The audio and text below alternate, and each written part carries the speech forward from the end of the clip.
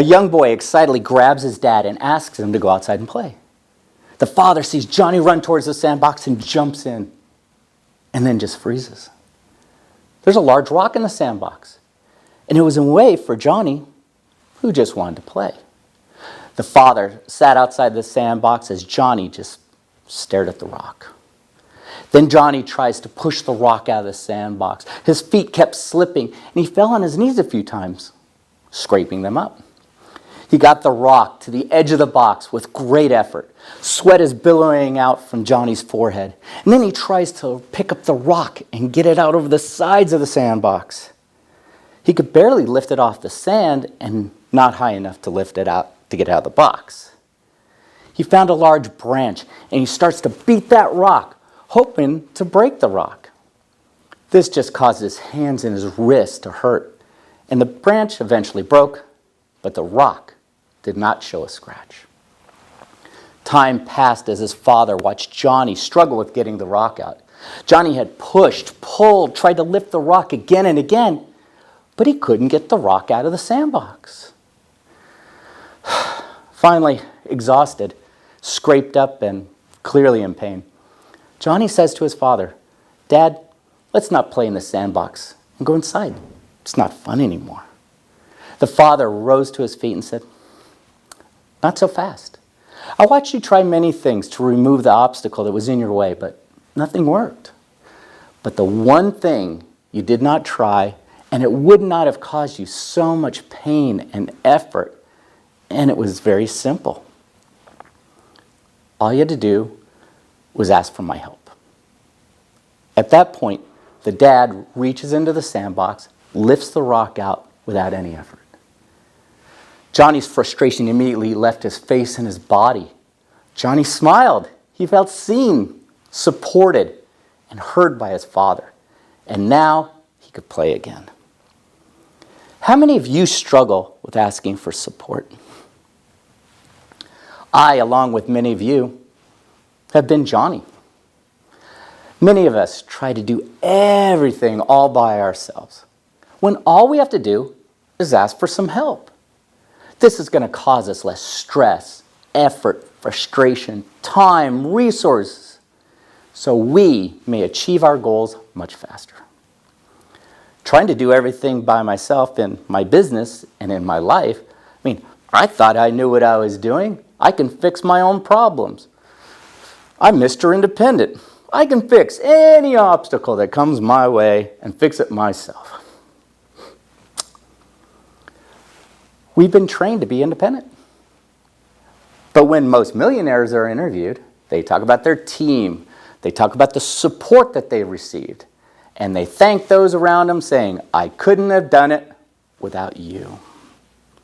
So why do we die on the sword, doing everything all by ourselves, when clearly successful people are asking and receiving support and not doing it all alone? My first business was in the technology space. Then the tech bubble burst, and so did my business. Overnight. When that happened, I was left with nothing. So I did what any stubborn person would do. I ran in my bedroom, turned off the lights, curled up in a corner, and cried. And I mean all out weeping on the floor. For the loss of my dignity and embarrassment. I'd failed. I failed my clients. I failed myself and my family. I had no answers on what to do next, how to fix it, or even how to bounce back from it. And then I learned about HELP. Not like, "Help, the house is on fire," but HELP, the acronym. H stands for hit the mirror. Just like in Alcoholics Anonymous, the first step is admitting that you have a problem. And it's no different here as well. I had to realize that I had a problem. And it's not easy. Admitting you need help is like a shot in the gut, if you will. The admittance that you're vulnerable or maybe failing yourself or your family, your friends. I get it. It's not a great place to be. The feeling of being alone, lost, and with no answers, and doom is right around the corner. The business became the rock in my sandbox. It eventually consumed my sandbox and made it not fun to play in it anymore. I was the problem.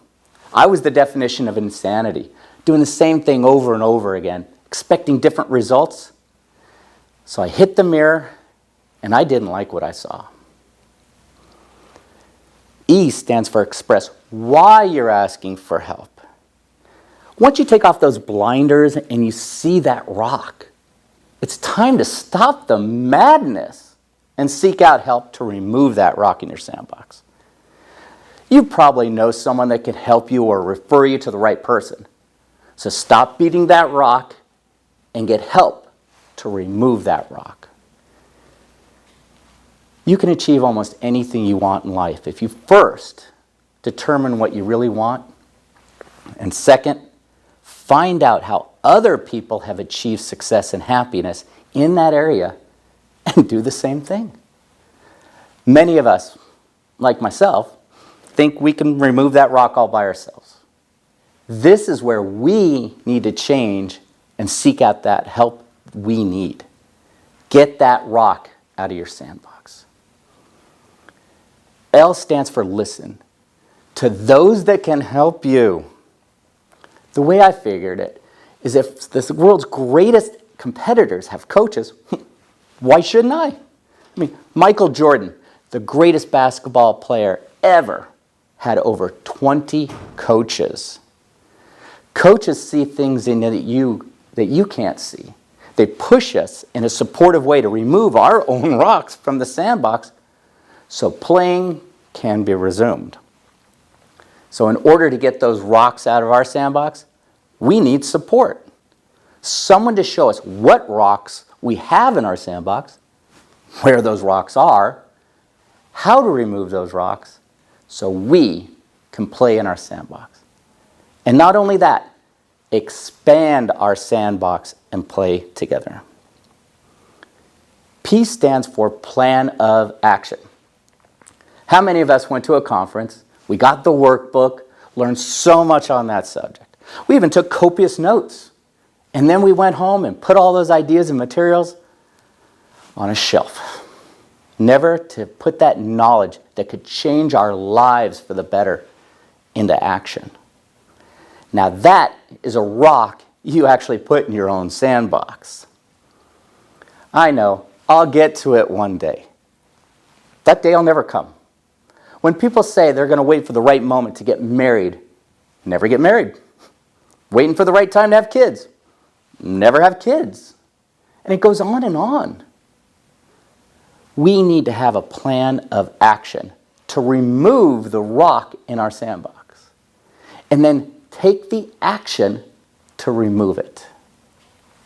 The only real limits on what we can truly accomplish are the limits we place in our own minds. I mean, how many of us have felt stopped, but nothing but our mind was stopping us? Take a moment and think about what has been stopping you, an obstacle, a problem you're currently having. What is that big rock in your sandbox? And then take a moment, bring to mind who you know that can help you remove that barrier or can help you identify what's getting in the way. Set a reminder on your phone now. Reach out to that person and contact that person today so you can remove that rock and play full out in your new bigger sandbox. Ask for help today.